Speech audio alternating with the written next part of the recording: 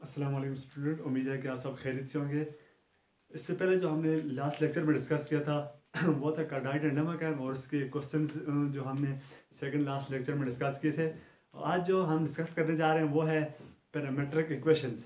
Parametric equations के बारे में हम आपको डेफिनेशंस उसकी लिखाएंगे और उसमें हम पैरामीटर के बारे में बात करेंगे, पैरामीटर क्या होता है और उसके बाद पैरामेट्रिक इक्वेशंस क्या होती हैं, तो उन्हें सॉल्व कैसे करते हैं हम एक्सरसाइज के 2 क्वेश्चन करके आपको समझाएंगे। ठीक है, तो चलें देखते हैं पैरामीट्रिक इक्वेशंस क्या होती हैं।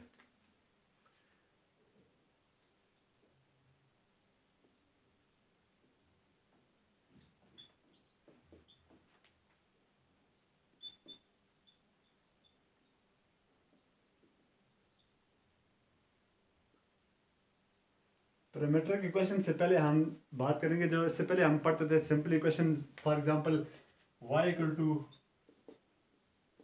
F of X. यहाँ पे हमारे पास या x equal to Y of X, Y of F, या x इक्वल टू, ये हमारे पास y equal to F of X है। अगर इसकी जगह पे हमारे पास x equal to F of Y हो तो इसमें हमारे पास जो 2 वेरिएबल्स होते थे वो एक दूसरे पर डिपेंड करते थे। तो ये जो पैरामीट्रिक इक्वेशन है इसमें हम डिस्कस करेंगे कि जो हमारे पास x और y वेरिएबल्स होंगे ये किसी तीसरी वेरिएबल पर डिपेंड करेंगे। वो जो तीसरा वेरिएबल होगा उसे हम पैरामीटर कहेंगे और जो इक्वेशंस होंगी उसे उन्हें हम पैरामीट्रिक इक्वेशंस कहेंगे। तो चलें लिख के देखते हैं कि हमारे पास कैसे होगी पैरामीट्रिक इक्वेशंस और पैरामीटर क्या होगा। फॉर एग्जांपल हमारे पास x equal to X of T and y equal to Y of T. यहाँ पे हमारे पास x और जो y है ये एक दूसरे पर डिपेंड नहीं कर रहे हैं, बल्कि ये तीसरा वेरिएबल है, थर्ड वेरिएबल है, वो हमारे पास t है, उस पर डिपेंड करते हैं। तो ये जो थर्ड वेरिएबल होगा इसको हम कहेंगे, ये जो t हमारे पास वेरिएबल ये जो t है इसे हम पैरामीटर कहेंगे, इसे हम कहेंगे parameter.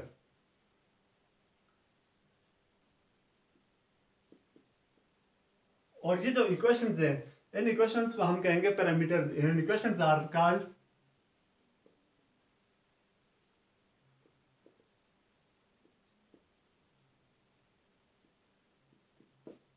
equations are called parametric equations।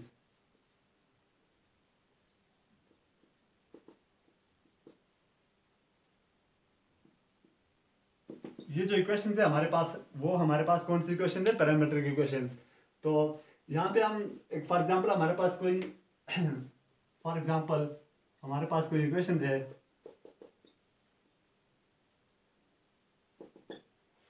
For example हमारे पास x equal to cos of t है and y equal to sin of t। ये हमारे पास जो है ये तीसरा वेरिएबल, ये जो हमारे पास t है ये हमारे पास पैरामीटर आ जाता है। इन इक्वेशंस को हमारे पास पैरामीट्रिक इक्वेशंस को सॉल्व करने के हमारे पास 2 मेथड होते हैं। फर्स्ट मेथड हमारे पास जो है वो है हमारे पास हम वैसे प्लॉट करके भी कर सकते हैं। और फॉर एग्जांपल ये हमारे पास कोई फर्स्ट मेथड के लिए हम डिस्कस करते हैं। फर्स्ट मेथड में हमारे पास जो सिंपल हम इसे प्लॉट कर सकते हैं x इक्वल टू, और ये जो टी में हमारे पास वेरिएशन आएगी, ये जो वेरिएशन होंगे हमारे पास, ये सपोज करें हमारे पास टी जो है ये greater than or equal to 0 है और less than or equal to 2 pi. ये जो टी की हमारे पास जो वेरिएबिलिटी है इसकी वेरिएशन है। तो x equal to cos of T and y equal to sine of T. ये जो x और y हमारे पास सपोज करें ये 2 पॉइंट है हमारे पास x y इक्वल टू, ये जो x cos ऑफ टी आ जाएगा x की वैल्यू हमारे पास, एंड जो y की वैल्यू है हमारे पास वो आ जाएगी हमारे पास sign of T.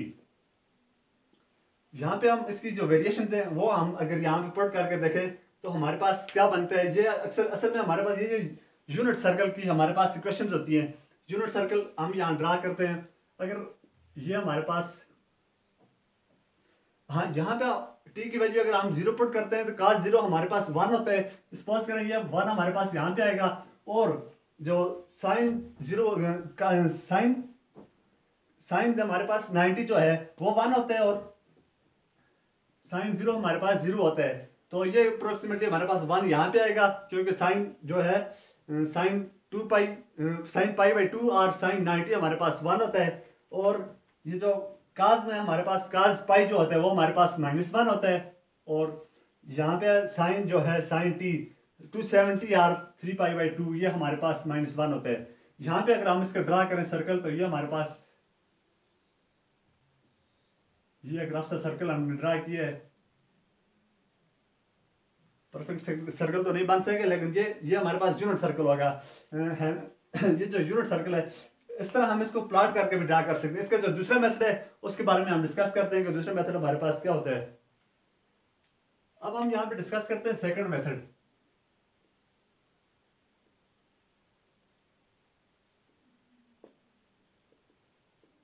Second method में हम सपोज करें हमारे पास एक्स स्क्वायर जो है वो हमारे पास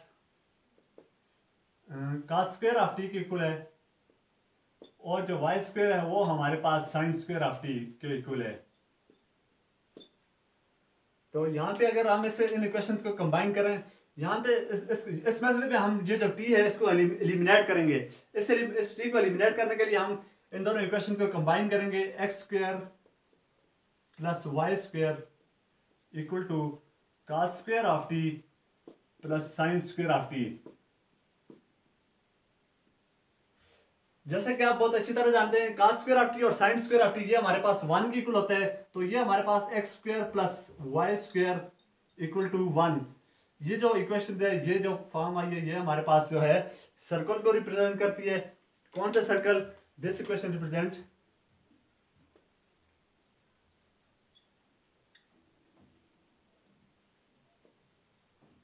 this equation represents circle with center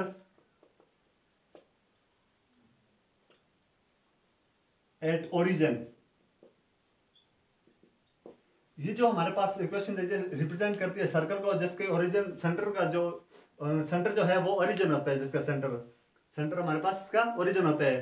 तो यहाँ पे हम इसका ड्रा करते हैं स्ट्रक्चर। ये हमारे पास जो यूनिट सर्कल होता है हमारे पास ये यूनिट सर्कल हमारे पास इसका सेंटर हमारे पास क्या होता है? Unit circle with centre equal to 1।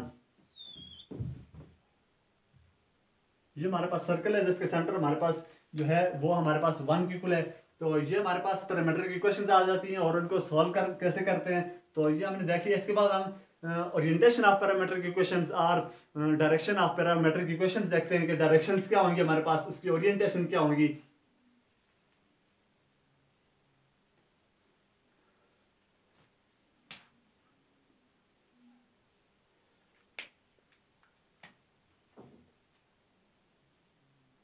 orientation of a parametric equations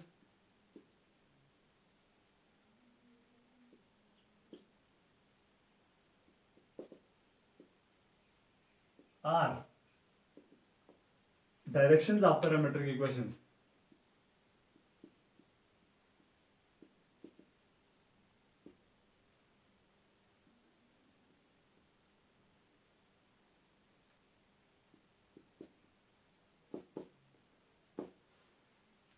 orientation of a parametric equations और direction of a parametric equations, इनको हम इसकी डायरेक्शन कैसी होगी और इसकी जो ओरिएंटेशन हम कैसे प्लॉट पे ग्राफ करेंगे। सपोज करें हमारे पास x equal to cos of t है और y इक्वल टू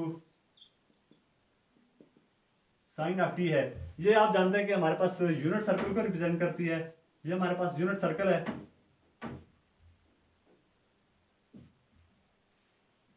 ये हमारे पास एक यूनिट सर्कल आ जाता है। तो यहाँ पे हमारे पास जो इसकी ओरिएंटेशन का टी जो वेरी करेगा, टी वेरिएशन ऑफ टी जो हमारे पास वो है इक्वल टू 2π लेस देन और इक्वल टू 2π। तो जब हमारे पास एंगल 0 से यहाँ पे हमारे पास बढ़ेगा एंगल, इसकी जो डायरेक्शन होगी वो एंटी क्लॉकवाइज होगी। यहाँ से 0 से जब एंगल हमारे पास इसका वेरिएशन जब हमारे पास इंक्रीज होगी तो यहाँ पे हमारे पास 90 होगा। इसकी जैसे बढ़ दी जाएगी तो इस तरह हमारे पास ये जो इसकी increasing direction of increasing parameter and parametric equation जो हमारे पास होंगी उससे हम जो रिप्रेजेंट करेंगे वो एंटी क्लॉकवाइज उसकी डायरेक्शन होगी। उससे हम इस तरह कर्व को हम इस ग्राफ पे भी एक्सप्रेस कर सकते हैं। तो इसके बाद हम इसके एक्सरसाइज पे जाते हैं, वहाँ पे हम 1-2 क्वेश्चन करेंगे तो आपको इजीली समझ आ जाएगी। तो उम्मीद करता हूँ कि आपको ये लगता समझ आएगा। इसके बाद हम 2-3 क्वेश्चन करेंगे एक्सरसाइज से। तो चलें देखते हैं कि एक्सरसाइज में हमारे पास किस तरह के क्वेश्चन है, किस टाइप के क्वेश्चन है, उसे हम कैसे सॉल्व करते हैं। तो चलें देखते हैं। ये हमारे पास एक्सरसाइज का फर्स्ट क्वेश्चन है, इसको हम देखते हैं इसे हम किस तरह सॉल्व करेंगे। तो यहाँ पे हमारे पास जो गिवन है वो हमारे पास x इक्वल टू टी है and y equal to T square है। y जो हमारे पास है वो यहाँ पे हमारे पास y equal to T square है। तो फर्स्ट पॉइंट पे हम चेक करते हैं एट t इक्वल टू -3। यहाँ पे हमारे पास at T equal to -3 at T equal to -3 अगर हम यहाँ पे पुट करें x comma y equal to -3 comma T square. अगर इससे पहले अगर आप यहाँ पे टी कामा टी स्क्वेयर डाल दें, इसके बाद अगर वैल्यू पुट करें हमारे पास x comma Y equal to हो जाएगा, ये t की वैल्यू हमारे पास x पे जो हमारे पास है वो 3 है और ये जो y की वैल्यू हमारे पास वो -3 होगी। -3 का स्क्वायर लेंगे तो हमारे पास 9 आ जाएगा। ये हमारे पास x comma Y at t equal to -3।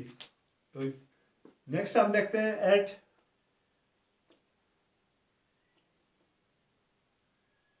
ये हमारे पास एट टी इक्वल टू -3 था, एट टी इक्वल टू -2। यहाँ पे हमारे पास क्या आ जाएगा x comma Y equal to T minus T square. T हमारे पास यहाँ पे -2, यहाँ पे -3 है, -2 और ये हमारे पास 4 हो जाएगा। टी का स्क्वायर लेंगे माइनस माइनस प्लस हो गया, हमारे पास 4 आ जाएगा। तो ये हमारे पास है x comma Y at T equal to -2। Next जो हमारे पास पॉइंट है वो एट टी इक्वल टू -1। -1 पे हम पुट करें x comma Y equal to ये हमारे पास आ जाएगा -1 कामा 1। 1 का स्क्वायर लें तो y के यहाँ अगर यहाँ पे t की जगह पे हम -1 पुट करेंगे तो हमारे पास +1 आ जाएगा क्योंकि उसका स्क्वायर होगा। तो नेक्स्ट हमारे पास एट t इक्वल टू 0 ये हमारे पास x comma Y equal to 0 comma 0 हो जाएगा। तो नेक्स्ट पॉइंट है जो हमारे पास वो है +1 एट t इक्वल टू +1। ये हमारे पास हो जाएगा x comma Y equal to T comma T square. ये यहाँ पे 1 पुट करें 1 कामा ये 1 आ जाएगा, ठीक है ना। x कामा वाई जो हमारे पास होता है टी स्क्वेयर पर आपको पता है 1 पुट करेंगे तो 1 ही आएगा। तो नेक्स्ट पॉइंट हमारे पास +2 है एट t इक्वल टू 2। इस पे देखते हैं हमारे पास क्या आता है x comma Y equal to T comma T square. x comma Y equal to 2 comma +4 और नेक्स्ट जो हमारे पास 3 है एट t इक्वल टू +3। तो ये हमारे पास आ जाएगा x comma Y T comma T square. ये हमारे पास आ जाएगा x comma Y equal to 3 comma 9।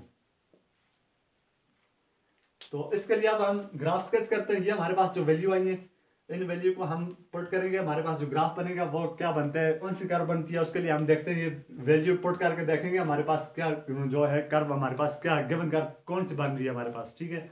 Note कर लें आप।